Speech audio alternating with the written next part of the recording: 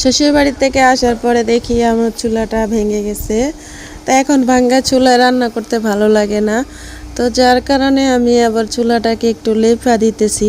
আর মাটির চুলা যত লেপবেন ততই সুন্দর লাগে। আর এইগুলো তো আমার সংসার, আমি একটু একটু করে এই সংসারটা জোড়াইছি। আবার এই সংসারটা ভেঙে আমি নিয়ে যাবো শ্বশুর বাড়িতে।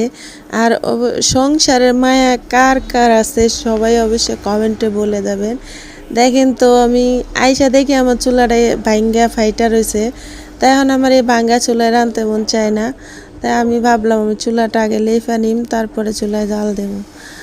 আমার শ্বশুরবাড়ি তো রান্না করছি মাটির চুলায়, ওই চুলার চোখগুলো অনেক বড়, আমার হাতে তাপ লাগে। আর আমার চুলার চোখটা অনেক ছোটো মোটো, আমার হাতে তাপ লাগে না, রাঁধতে অনেক ভালো লাগে।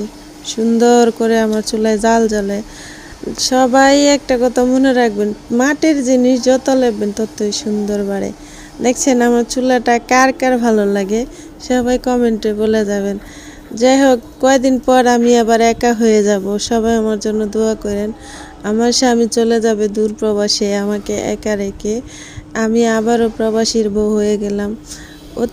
ও যখন সে বাংলাদেশে আসছিল আমি অনেক খুশি ছিলাম, একইবারে একসাথে চলে আসছিল। আবার যে প্রবাসে যাবে ভাবতেও পারি নাই।